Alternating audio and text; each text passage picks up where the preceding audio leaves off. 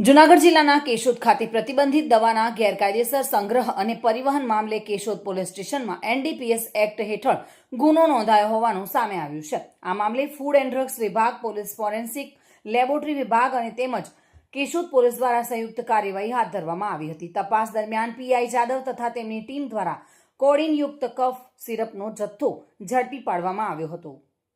મધુ રાવલિયા ગતરોજ Keshod police station ખાતે એક એનડીપીએસનો ગુનો દાખલ કરવામાં આવેલો છે, જેમાં હકીકત એવી છે કે ગતરોજ એક ફોર વ્હીલ ગાડીનું એક્સિડન્ટ થયાની જાણ થતાં 112ની મોબાઈલ ત્યાં ગયેલી।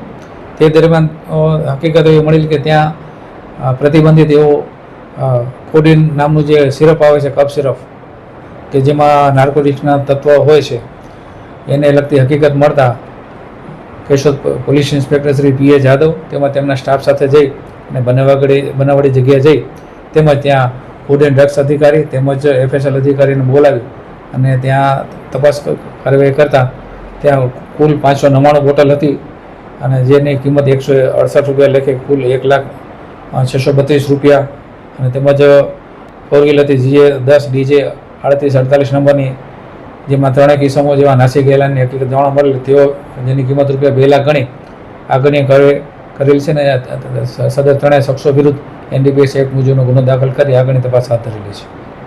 એ વેરાવળ તરફથી ગાડી આવી રહી હતી તેવી હકીકત જાણી છે, જેની આગળની તપાસ હાથ ધરેલી છે। તો આરોપી કોણ હતા, ગાડી કોની હતી કે જાણવા મળ્યું છે? એ તપાસ ચાલુ છે। મધુ રાવલિયા સાથે bureau report, today Gujarati news.